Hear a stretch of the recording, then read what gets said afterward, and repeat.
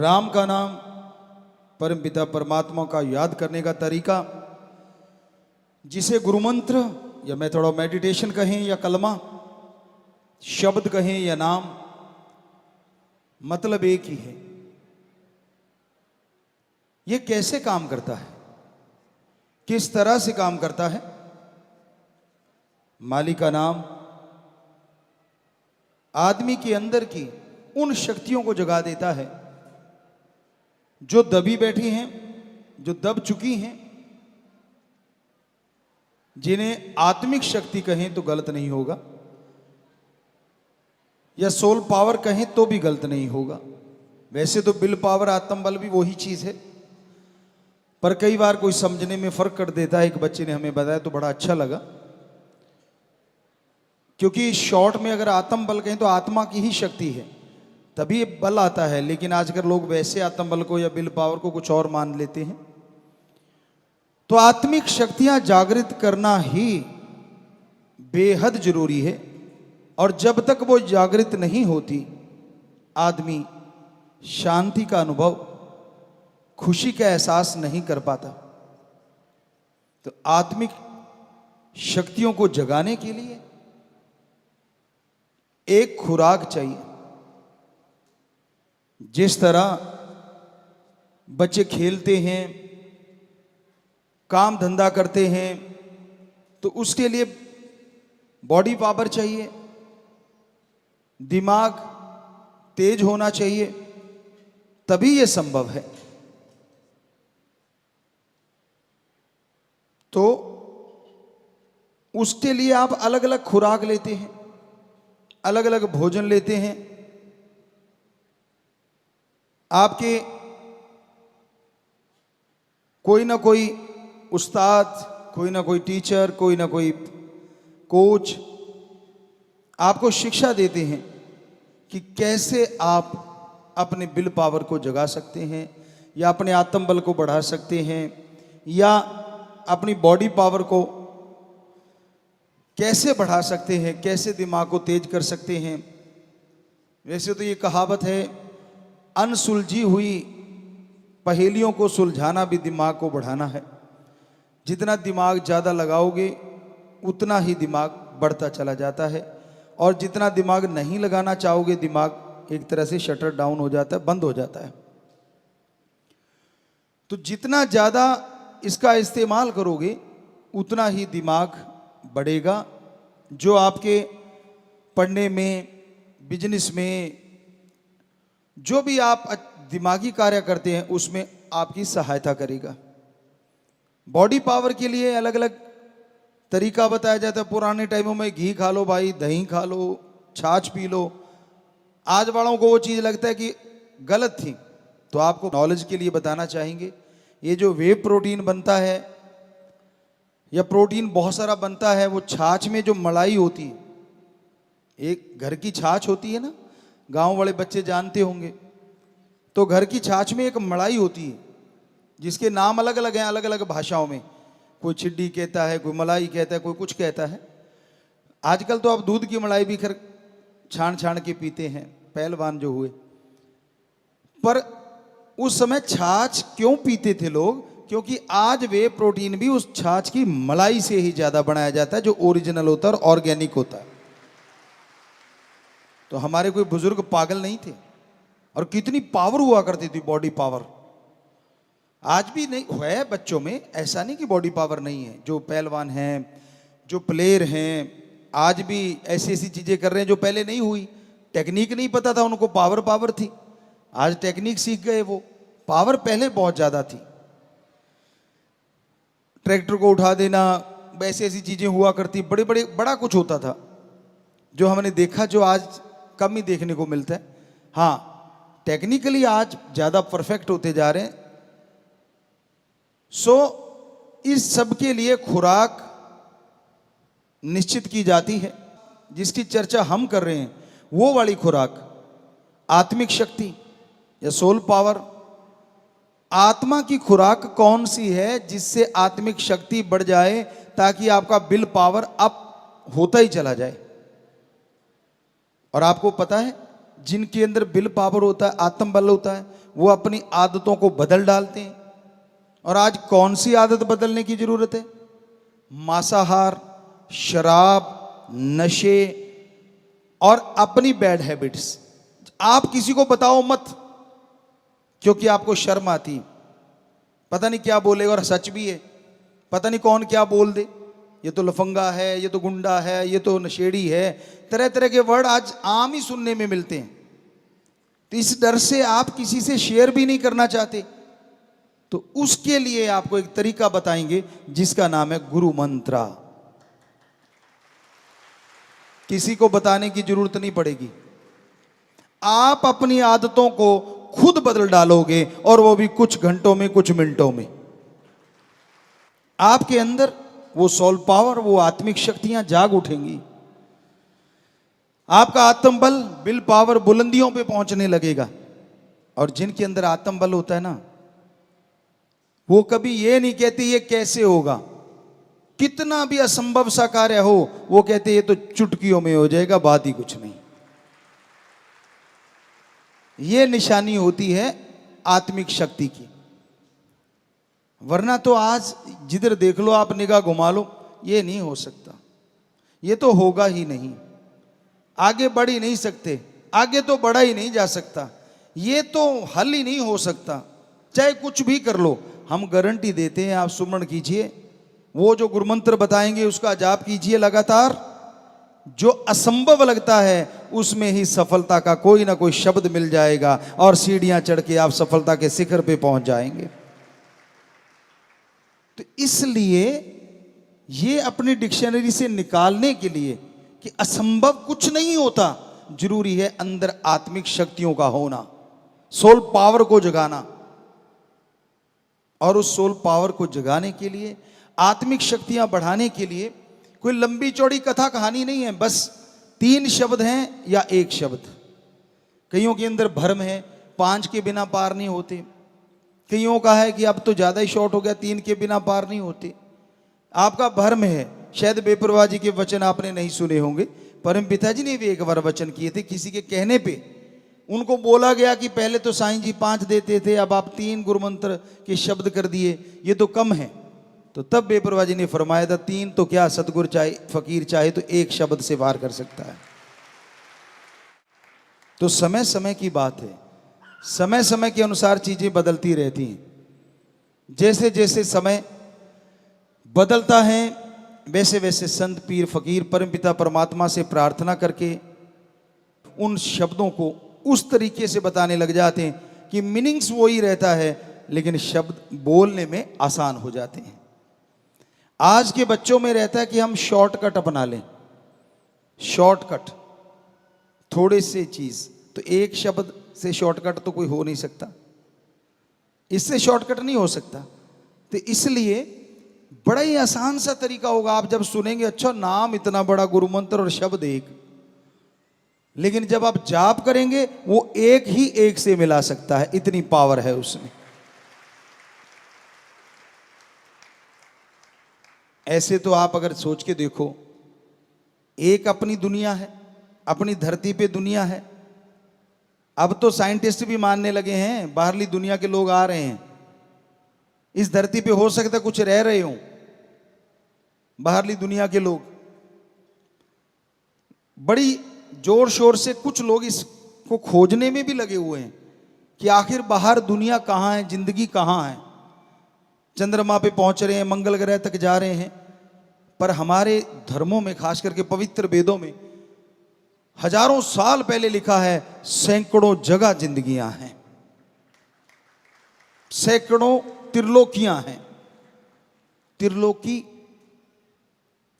आसमान, धरती, पताल को नहीं कहा जाता।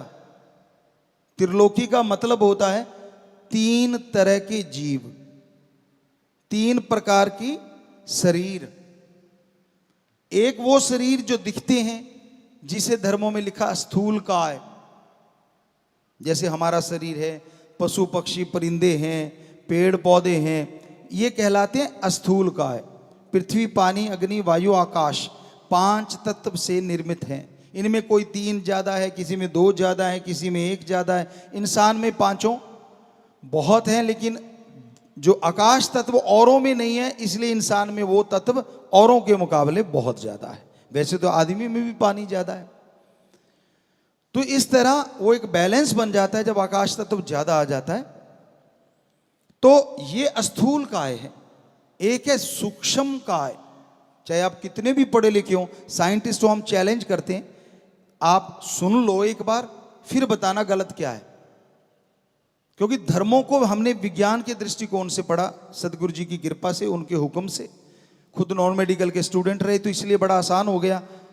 गुरु जी कहने लगे धर्मों को विज्ञान के दृष्टिकोण से पढ़ो, और जब हमने पढ़ा तो गजब हो गया कि धर्म तो महासागर है विज्ञान का, विज्ञान तो एक छोटी सी नदी है जो उसमें से निकली है कल परसों। तो क्या है कि सूक्ष्म काय शरीर कौन से हैं जो खुली आंखों से दिखने में नहीं आते। आप उन्हें बैक्टीरिया कह लें, उदाहरण के तौर पे वायरस कह लें, या उससे भी और सूक्ष्म है जो आज तक आप पकड़ नहीं पाए। अच्छा साइंटिस्ट इस बात को मानेगा कि हम परिपूर्ण नहीं हुए हैं, अभी तक अति सूक्ष्म से सूक्ष्म को नहीं देख पाए हैं। जिनकी एक चीज बंद हो जाती है कि बस हमने बैक्टीरिया देख लिया, इससे सूक्ष्म क्या हो सकता है, वो चुप हो गए। लेकिन कुछ ऐसे भी होंगे जिज्ञासु कि और देखें क्या और भी कुछ सूक्ष्म है, तो जरूर मिल जाएगा, है सूक्ष्म। तो वो शरीर है सूक्ष्म काय। एक है कारण काय, वो देवताओं के शरीर माने जाते हैं। आप तो देवताओं पे बिलीव नहीं करते, जो करो ना करो, पर हमारे अकॉर्डिंग जो हमने महसूस किया, 33 प्रकार के देवी देवता जो सृष्टियों में संभालते हैं वो पाए जाते हैं। वैसे तो अलग लोक है, वो भी सच है। हम आपको ये देंगे तरीका, जो आप देखना चाहोगे इसका अभ्यास कर लेना, देख पाओगे अपने अंदर से। इससे बड़ी गारंटी क्या दे सकते हैं? हमने देखा है, आप भी देख सकते हो। हम भी इंसान हैं, आप भी इंसान हो। हमने अभ्यास किया, आपको करना पड़ेगा, इतना सा फर्क है। अभ्यास करे बिना तो डिग्रियां ही नहीं मिलती आपको। आज जो पढ़े लिखे बैठे हो आप यहाँ पे, जितने भी सज्जन बहनें, हमारी बेटियां, हमारे बेटे, जो भी आप बैठे हो, सामने नजर आ रहे हो बहुत। कहने का मतलब आपने कोई डिग्रियां हासिल की हैं, या कोई नौकरी कर रही हैं, या कहीं भी आप दफ्तरों में लगे हुए हैं, तो आपने जिंदगी के कुछ साल तो लगाए होंगे पढ़ाई के लिए।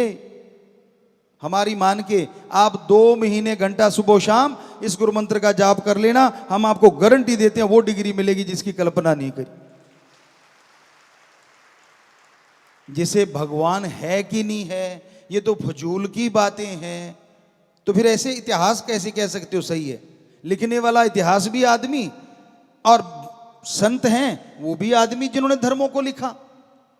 अरे इतिहास को लिखने वालों के तो बच्चे थे, और जो संतों ने धर्मों को लिखा उन्होंने दुनिया त्याग के धर्मों को लिखा हमारे लिए।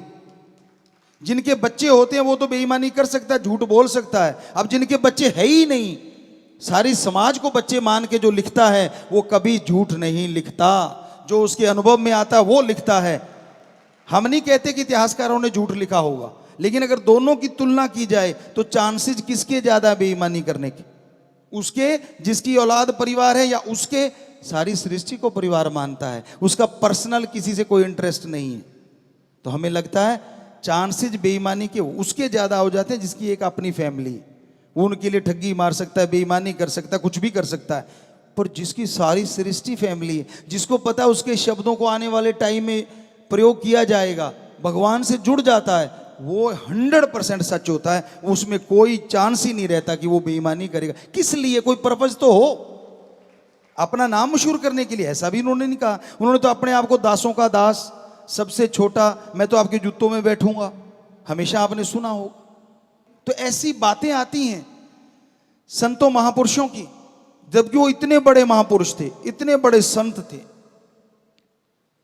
तो कहने का मतलब महापुरुष लिखते हैं, सच लिखा था, सच है और सच ही रहेगा। उनका लिखा हुआ झूठ नहीं हो सकता। तो ये उनकी बातें आपको बता रहे हैं। कारण का इस शरीर में क्या होता है, वो जब चाहते उनके पास एक पावर होती, जो आजकल आप मैजिक देखते होंगे या किसी फिल्मों में देखते होंगे। हम क्योंकि फिल्में देखते नहीं, हमें पता नहीं, पर बच्चों से सुनते रहते हैं कि भाई आपने ऐसे मैजिक, भाई छोटा हो जाता है फिर बड़ा हो जाता है, कभी लुप्त प्राय हो जाता है, दिखता ही नहीं। सुनने में आया कि ऐसी चीजें आपको कल्पना में फिल्में बना के या ऐसे करके दिखाई गई होंगी। वो कल्पना है, लेकिन हकीकत में देवी देवता 100% ऐसी होते हैं। वो कहीं भी पहुंच सकते हैं, ऐसी उनका आत्म बल, आत्मिक शक्ति बढ़ी हुई होती है। अपने आप को बिल्कुल ऐसा कर देते कि आप देख ही नहीं सकते, आपके आसपास ही होते हैं। वो छुप जाते हैं, अदृश्य हो जाते हैं। जितना चाहे शरीर को, बहुत हद, एक हद होती है, उतना लंबा चौड़ा कर सकते हैं और छोटे से छोटा कर सकते हैं और दृश्य हो जाते हैं। तो उसको शरीर को कहा जाता है कारण काय। तो ये 3 शरीर हो गए, स्थूल काय, सूक्ष्म काय, कारण काय। इसको कहते हैं त्रिलोकी। तो ऐसी त्रिलोकियां सैकड़ों जगह है। सो कहने का मतलब जो जिंदगी हम इस धरती पे जी रहे हैं, ऐसी धरतियां सैकड़ों जगह हैं अगर सीधी भाषा में बोले। और वहां भी जिंदगियां हैं। बहुत जगहों पे तो हमसे बहुत ज्यादा तरक्की पे हैं, बहुत आगे विज्ञान में है, बहुत जगहों पे तबाही मच रही है, बहुत जगहों पे शांति प्रिय भी है। तो कहने का मतलब ये आप अगर देखना चाहोगे, और हैरानी क्या किस बात की है, इन सबको कंट्रोल करने वाला भी एक और सबका हिसाब किताब रखने वाला भी एक है ना। कमाल। आप किसी अपने एरिया के बॉस होंगे, बुरा ना मनाना, अपनी कंपनी है या कुछ भी है, उसका एक बॉस होता है। उस कंपनी को संभालने की जिम्मेवारी उस पे होती है और उसके भी पसीने छूटे रहते हैं। अगर कर्मचारी सही ढंग से ना चले या थोड़ा ऐसा कुछ आ जाए तो दिन रात मेहनत करता है। एक छोटी सी कंपनी के लिए कितनी मेहनत। चलो बड़ी कंपनी के लिए फिर वो आगे कई बॉसेस बन जाते हैं और एक हेड रह जाता है। आप जरा सोच के तो देखिए कितनी संख्या होगी अपने धरती की। मान लो शायद करोड़ों में या अरबों में पहुंच गई होगी, शायद, क्या कह सकते हैं, वो तो राम जाने, क्योंकि बीच में पेड़ पौधे भी तो हैं, पक्षी भी हैं, जीव जंतु भी हैं। तो उनका एक एक पल का एक ही बंदे के पास हिसाब किताब है। हर किसी की जानता है वो, चाहे उसने आगे अपने भी बंदे रख रखे हों। देवी देवताओं की ड्यूटियां 33 की लगा रखी हैं कि आपने ऐसे ऐसे ये काम करने हैं, और भी होंगे कुछ, लेकिन उनको पता हो ना हो फिर भी उसको खुद को सारा पता होता है। तो ऐसा है हमारा ओम भगवान परमात्मा, गॉड, सुप्रीम पावर। अब पशु तो भी सुन रहे होंगे बेचारे, वो तो नहीं समझ सकते, लेकिन आपका तो दिल कर सकता है ना कि यार देखिए तो सही वो है कैसा। कर रहा होगा ना, जरूर करता है। हमारा तो करा और तभी वहां तक पहुंच पाए। तो बिल्कुल करता है, और वो उसको पाने के लिए ही आपको वो तरीका बताएंगे जिसे कहते हैं गुरु मंत्र या मेथड ऑफ मेडिटेशन। आपने बस अभ्यास करना है, परहेज तो मानने पड़ते हैं। डॉक्टर साहबान यहाँ बैठे होंगे, बड़े डॉक्टर भी होंगे, कोई बीमारी लग जाए किसी को तो परहेज बताते हैं ना कि बेटा ये नहीं खाना, गला खराब है तो गर्म ठंडा इकट्ठा ना लेना, नजला है तो ठंडी चीजें मत खाया कर, बुखार में ये तो इत्यादि इत्यादि सारी बातें क्या कहें डॉक्टर साहबान, और जो बीमार रहा है उसको पता है, परहेज बताए जाते हैं। वैसे ही संत पीर फकीर जो गुरु होता है वो परहेज बताता है कि बेटा ये बस थोड़ी सी चीजें अवॉइड कर देना, फिर मेथड ऑफ मेडिटेशन गुरु मंत्र का जाप करना, जो तू चाहेगा तेरी गंदी आदतें बदल जाएगी और अच्छाई में तू तरक्कियां करता चला जाएगा। इसलिए हमारे धर्मों में गुरु मंत्र की महत्ता बहुत ज्यादा है। और गुरु मंत्र है क्या? क्या गुरु का मंत्र? जी नहीं। पहले आपको गुरु मंत्र की व्याख्या। गु का मतलब होता है अंधकार और रू का मतलब होता है प्रकाश। दोनों के जुड़ने से बनता है जो अज्ञानता रूपी अंधकार में ज्ञान का दीपक जला दे, वो सच्चा गुरु होता है। बदले में कुछ ना ले, पैसा, चढ़ावा, अपनी मान बढ़ाई, मेरी जय जयकार करो, नहीं। हां, क्योंकि आप सब में मुझे मेरा राम भगवान दिख रहा है, हो सकता है किसी को इधर भी दिख रहा हो, शरीर तो ये भी इंसान का है, पर इसका मतलब ये नहीं है कि हम भगवान बन गए। हम तो भाई आपके चौकीदार सेवादारी हैं, हमारा काम ही है सेवा करना, आपकी सेवा के लिए। आपके नौकरों के भी चौकीदार हैं हम, तो उनके भी सेवादार हैं, उनके भी नौकर हैं। कैसे? आके वो राम का नाम ले लेंगे आपके नौकर, और वो उन्होंने अगर कोई दुआ कर दी तो हमारा कर्तव्य बन गया उनकी सेवा करना। भगवान से प्रार्थना करना कि भाई हे भगवान, ये तेरा बच्चा तड़फ रहा है, अगर इसकी जायज़ मांग है, अगर इसकी सही है तो तू सुन ले और जरूर सुन ले और इस पे रहमत कर दे, कृपा कर दे। तो वो सुन लेता और कृपा कर दे देता है, तो हमारी नौकरी पक्की हो गई कि हाँ, राम जी ने हमारी सुन ली और आपके नौकर के भी हम नौकर हो गए, क्योंकि उनकी बात के आगे हमने पालना की। तो इसलिए संत अपनी मान बढ़ाई के लिए नहीं होते, वही सच्चा गुरु होता है, फकीर होता है। हम ये नहीं कहते हम सच्चे हैं कि नहीं, सुमन कर लेना, पता चल जाएगा। राम जी जिस रूप में आते हैं वो गुरु सच्चा होता है, जिस रूप में नहीं आते वो गुरु नहीं होता, बात ही खत्म। प्रैक्टिकली मेथड ऑफ मेडिटेशन, गुरु मंत्र है, जाप करो। वो रूहानी रूप में आ सकता है, नूरानी रूप में आ सकता है, दुनियावी रूप में आ सकता है और जिस्मानी रूप में भी आ सकता है।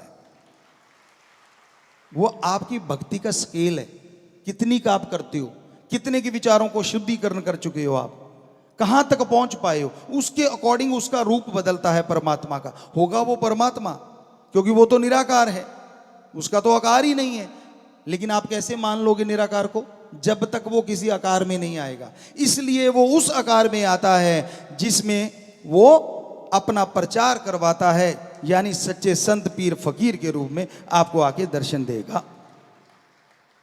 दुनिया का क्या है, दुनिया तो बोलते रहना है, कुछ भी कह सकती है, आज तक किसी को नहीं छोड़ा। एक छोटा सा उदाहरण, बस कुछ चंद बातें और, तो गुरु मंत्र की थोड़ी सी बात आपको बता दें। अब रह गया मंत्र, मंत्र कहें शब्द, मेथड, विधि, युक्ति। तो गुरु मंत्र का पूरा मतलब है वो शब्द जो गुरु ने खुद करके देखे हों, वो भगवान का नाम जो गुरु ने खुद जाप किया हो, अभ्यास किया हो। वो गुरु क्या कहता है, मैं भी इंसान हूं, आप भी इंसान हैं, मैंने इन शब्दों का जाप किया और मुझे मेरा भगवान मिला, सारा कुछ मिला, सब कुछ दिखा। अगर मुझे दिख सकता है तो मैं इंसान हूं, तो आप भी इंसान हैं। आप जाप करोगे तो आपको क्यों नहीं दिखेगा। आज तक हमने 6.5 करोड़ लोगों को ये गुरु मंत्र बताया, जिसका अभ्यास हमने किया, और जिन जिन ने भी अमल किया सारे कह रहे हैं जी 100% हमें नजारे आए, कहीं ना कहीं कब ना कभी दर्शन हुए। तो बच्चों, कोई नया आके बैठता है, कोई नया सुनता है, जरा सोचिए, अगर ये 6.5 करोड़ में से लगभग जिन्होंने अभ्यास किया 95 से 100% तक लोगों को वो नजारा आया, तो आपको क्यों नहीं आएगा। भगवान ने क्या आपका कोई दुश्मनी है। बात ये, इन लोगों ने जाप किया, आपने करना है, करोगे तो झोलियां भर जाएंगी, करोगे तो नजारे आ जाएंगे। अभ्यास बिना कुछ नहीं। संत सिखाते हैं, एक टीचर, उदाहरण, एक टीचर, एक मास्टर, एक लेक्चरर क्लास में आता है, क्या करता है, आपको पढ़ाता है ना, आपके उलझे हुए सवालों को सुलझाता है ना, लेक्चर देता है ना, और आप पूरी क्लास सुन रही होती, क्योंकि हम भी तो पढ़े हैं उसी क्लासों में, सुन रहे होते हैं। बहुत बच्चे मेरिट में आ जाते हैं, कई फर्स्ट डिवीजन ले जाते हैं, और जो पीछे से जो वो कागज की बत्तियां बना बना मारते रहते हैं वो फेल हो जाते हैं। अब बताइए, इसमें मास्टर की कमी है या नाम मानने वाले की कमी। मास्टर ने तो सबको पढ़ाया, तो फिर मेरिट कैसे आ गई अगर मास्टर में कमी है। तो गुरु बेचारा क्या कर सकता है अगर मानने वाला ही ना माने। तो इसलिए संतों का काम बताना होता है, और कोई जादू नहीं करना होता। ऐसे वो तो जादूगर करते होते, पुराने टाइमों में गिली गिली अप्पा या ऐसा कुछ बोला करते थे, क्योंकि जादूगरों के खेल भी हमने देखे, समाज में रहे हैं तो देखा है, या शुर शर ऐसा कुछ करते होते हैं वो। तो वो हाथ की सफाई के लिए कि आप उधर देखिए, उधर से क्या आ रहा है, इतने में काम कर दिया, आप उधर देखते रह गए, उसने वो निकाल दिया जो जादू था। तो ये तो हमने तो देखे थे, पकड़ भी लेते थे, पर बोलते नहीं थे कि बेचारे का रोजगार है, आपा क्या लेना, बढ़िया है, सबका एंटरटेनमेंट हो रहा है। तो होती तो हाथ की सफाई, लेकिन इधर वो जादू नहीं है, ना कोई जादू टोना, ना कोई ऐसी बात। तरीका हम बताएंगे, जाप आपने करना है, गारंटी हमारी है, करोगे तो 100% रिजल्ट आएगा। आपने देखा सबके आया, तो आपके क्यों नहीं आएगा, इतना सी बात है। तो अब वो जो आपको कहा कि बताते हैं, तो परम पिता जी सच्चे दाता रहबर शास्त्रनाम जी शाह मस्तान जी दाता ने फरमाया, भजन में भी लिखवाया, एक सच्ची घटना होगी, किसी टाइम की, बहुत पहले की कह सकते हैं। तो दोनों बाप बेटा जा रहे थे, और एक उनके पास सवारी के लिए खच्चर होती थी, घोड़े होते थे, गधा होता था। अपने अपनी हैसियत के अनुसार बेचारे ले, ऊंट होता था, कोई हाथी वाले भी होते थे, तो वो उनके पास गधा था, तो उन्होंने गधे से बड़ा प्यार था, तो दोनों ठीक थे, तंदुरुस्त थे और चल पड़े। ये चलो आपा बाजार से कोई बिजनेस व्यापार कुछ सामान लेके आना है, तो इस पे ला देंगे, तो बेचारे को उतनी देर आपा क्यों तकलीफ देनी है। पैदल लोग चल के पसंद करते थे, तभी तंदुरुस्त रहते थे। आजकल तो रसोई में भी टॉयलेट, मतलब बुरा ना मानना, साथ में अटैच होगी कि बनाते बनाते आ जाए तो करके फिर आ जाए, दूर जाना ही ना पड़े। आने का भी टाइम नहीं है, पता नहीं कब आ जाए, क्योंकि खाने का टाइम नहीं कब खा लें, तो आने का भी टाइम नहीं कब आ जाए, ये भी तो चक्कर है ना। पहले सारा कुछ टाइम के अनुसार होता था। तो वो पैदल चलना भी आज आप किसी डॉक्टर से पूछ लो, जबरदस्त एक्सरसाइज है। कई आज स्पेशली चलते हैं, सुबह सुबह चलते हैं और बहुत ही बढ़िया है। उसी कहते हैं मैं वॉकिंग पे जा रहा हूँ, मतलब लोगों को थोड़ा कंपटीशन सा भी कर लेते, मैंने इतने कदम चले, तूने कितने चले, बढ़िया है ये कदम कंपटीशन, बढ़िया कर रहे हो तो अच्छा है, कोई बात नहीं। तो वो पैदल चल दिए कि चलो आते टाइम तो बेचारे पे बोझ लदने हैं, लाद के लाएंगे, चल के चलते हैं। अब वो पैदल जा रहे हैं, रास्ते में एक गांव आया, लोग हंसने लगे, कहते इन जैसा कोई मूर्ख होगा। कहते क्यों? अरे कहते यार दोनों पैदल जा रहे हैं और ये सवारी इनके पास में, हैरानी की बात है। बाप थोड़ा मजबूत था, बेटा अभी यंग हो रहा था, तो बाप को लगा कि यार बेटे को बिठा देते। उसने बेटे को बिठा दिया और खुद आगे उसकी वो रस्सा जो होता वो कंधे पे डाला और चल पड़ा। अब आगे कुछ लोग आए तो हंसने लगे, कहते मुस्टंडा है, हट्टा कट्टा हष्ट पुष्ट गधे पे बैठा और अपने बाप को पैदल चला रखा है। वो कहता बापू आजा। बेटा आगे हो लिया, अब कंधे पे वो उसने डाल ली और बाप बैठा। तो अगला गांव आया, वो हंसने लगे, कहते इसको शर्म नहीं आती है अधेड़ को, है अच्छा भला है, तंदुरुस्त है, छोटे से बच्चे को आगे चला रखा है।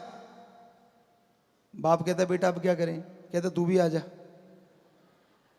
बेटी को कहने लगा तू भी आजा, और तो कोई तरीका नहीं। बेटे ने पूछा क्या करें बापू? कहता तू भी आजा। अब दोनों चढ़ के अगला गांव आया, कहते ओ हो कितना बुरा जमाना आ गया। कहते क्यों? दूसरा पूछता क्यों? कहता वो सामने देखो, बेचारा बोल नहीं सकता, इसलिए पे एक गधे पे दो बैठे जा रहे हैं। दोनों ने एक दूसरे को देखा, कहते अब क्या करें? गांव कहते अब और कुछ नहीं रहा, इसको उठा के अपने ऊपर बिठा लेते। भोड़े थे, थोड़े सीधे साधे थे, पावरफुल थे, वरना गधे को उठा लोगे ऐसी दुलत्ती झाड़ेगा, पता नहीं 32 भी बाहर आ सकती है। पर वो पावरफुल थे उस टाइम के लोग। उन दोनों ने उसको उठाया और कंधे पे रख लिया, पुल पार करने लगे। या तो उनको किसी गधे को तेल की वो स्मेल आ गई, बेपरवाही फरमाया करते थे कि शायद कोई मिट्टी का या कैरोसिन उस समय होता था, तेल वगैरह, या किसी चीज़ की स्मेल आ गई। तो वो पुल के ऊपर से जा रहे थे तो गधे को छींक आई, दुलत्ती सी झाड़ी उसने, वो हाथ से छूट गया, धड़ाम करके नदी में गया। अब दोनों बैठे वहां रो रहे हैं कि अब ये क्या हो गया।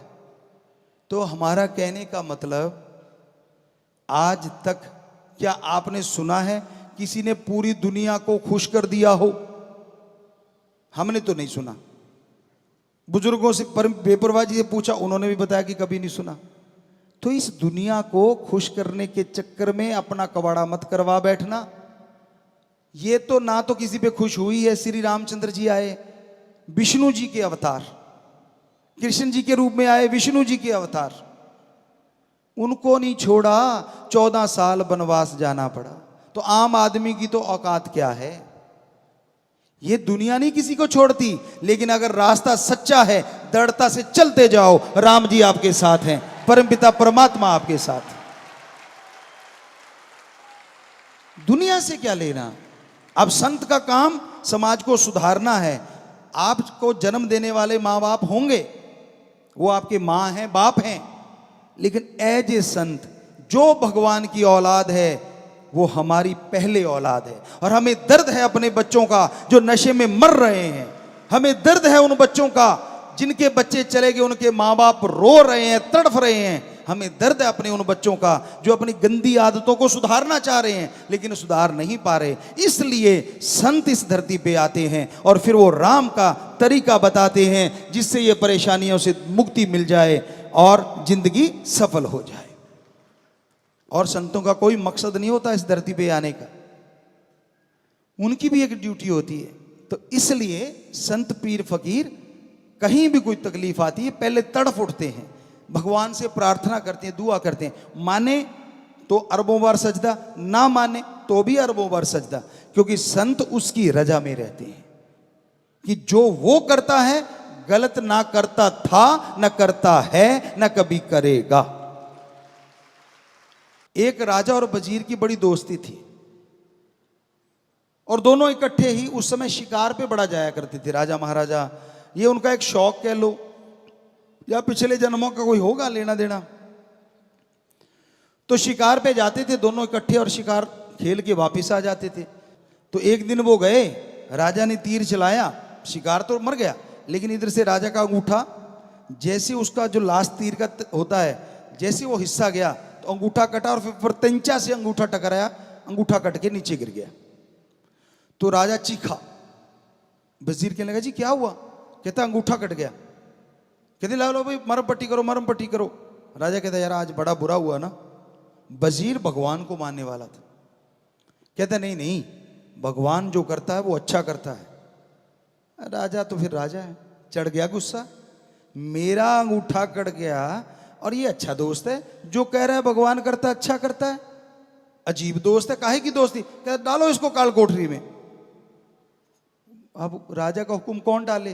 काल कोठरी में डाल दिया। 2-3 महीने गुजरे, राजा शिकार पे अकेला चला गया। साथी थे, फौज तो होती होगी, कुछ असैनिक थे, पर राजा का घोड़ा पावरफुल होता था। अब थोड़ा आंधी तूफान आया, घोड़े ने स्पीड पकड़ी, राजा ने भगाया, वो कहीं और ही निकल गया। घोड़ा भी तो आखिर बेचारा पशु है, उसको क्या पता इतनी आंधी तूफान में राजा किधर ले जाना चाह रहा, वो लगाम खींचता गया, घोड़ा उधर ही मुड़ता चला गया और ऐसी जगह पहुंच गया, आदिवासी एरिया था। आदिवासियों ने पकड़ लिया कि शिकार आ गया। तो वो नर बलि दिया करते थे, आपने सुना होगा पुराने टाइमों में। आजकल भी कई कई राक्षस प्रवृत्ति के लोग ऐसा करते, सुना है, खबरों में सच है या झूठ है ये तो राम जाने। तो राजा वहां पहुंच गया, उन्होंने उतार लिया, पकड़ लिया, कहने लगे भाई इसकी तो बलि देंगे।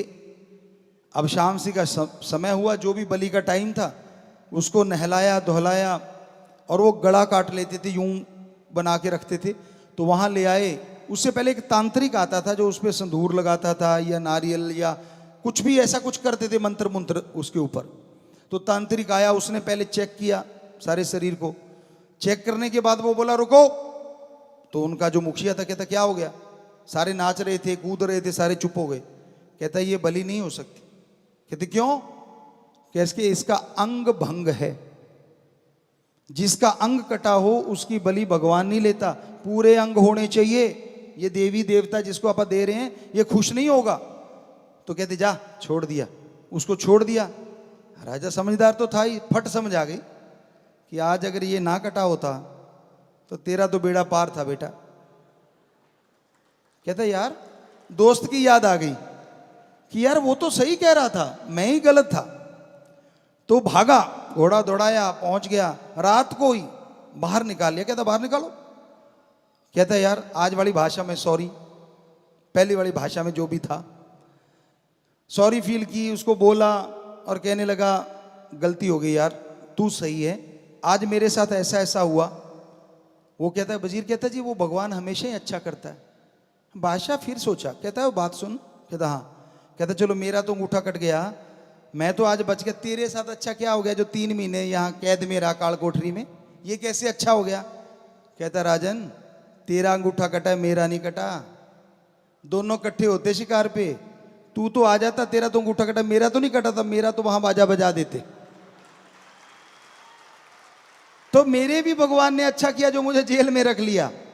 तो इसलिए बेटा ये हकीकत है, कहानी नहीं, सच्चाई है।